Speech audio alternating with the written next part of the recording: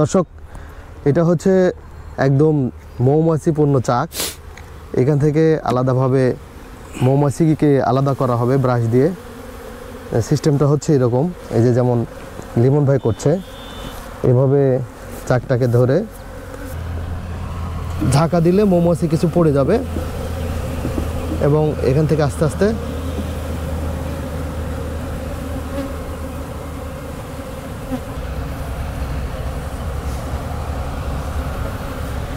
আপনি করেন। আমার ভয় লাগতেছে মৌমাছি যদি মারা যায়। দর্শক, এটা আমি করতে গিয়ে ভয় পাচ্ছি, কারণ হচ্ছে মৌমাছি যদি মারা যায়, এই লিমন ভাইয়ের মৌমাছি হচ্ছে ঠিক বাচ্চাদেরকে যেভাবে আদর যত্ন করে মানুষ করে বাবা মা, ঠিক তেমনই এই মৌমাছিকেও কিন্তু উনি আদর যত্ন করে মানুষ করে। আর এই মৌমাছির একটা বৈশিষ্ট্য হলো, এই মৌমাছিগুলো হাতে কামড় দেয় না, শুধু মুখে কামড়ায়, যার কারণে ফেস মাস্কটা বসাতে হয়, আর বাকি কোনো জায়গায় মাস্ক বসাতে হয় না।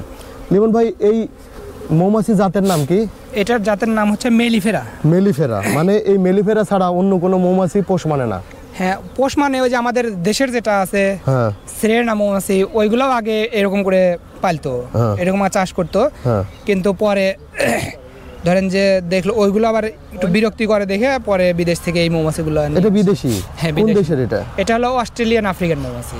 Australian African mix? মানে মিক্স বলতে আপনার দুই দেশেই এই মৌমাছিটা। আচ্ছা, দুই দেশে হয়, পাওয়া যায়। তো সেজন্য দুই দেশ থেকে নিয়ে আসা। এখানে রানী মৌমাছি কোনটা হতে পারে?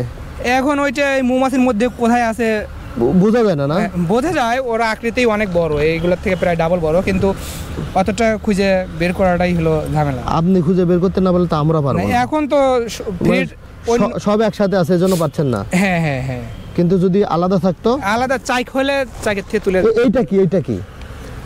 ওইটাই রানী মৌমাছি। ওইটা রানী মৌমাছি? হ্যাঁ, দেখছেন আমি বের করে ফেলছি। কই গেল? কোথায়? ওই যে ওইখানে আছে।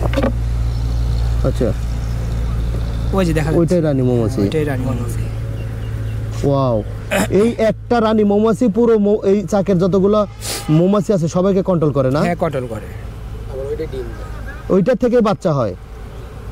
আর কোনো মৌমাছি তো বাচ্চা দিবে না? না, ভালো করে কাটো না।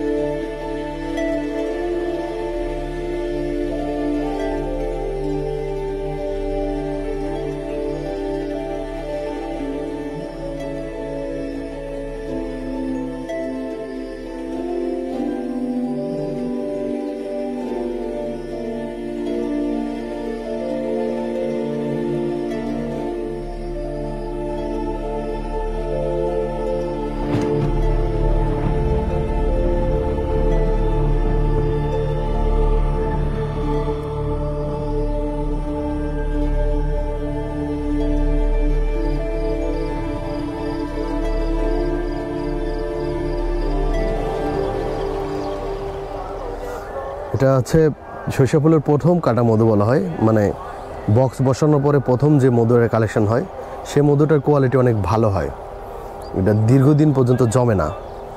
তো এটা এখন যেটা খাচ্ছি মনে হচ্ছে যে একটা রুটি মোমে ভরানো, এরকম একদম কাপ সহ, মানে এটা মোম সহ খাচ্ছি। জিনিসটা দেখুন,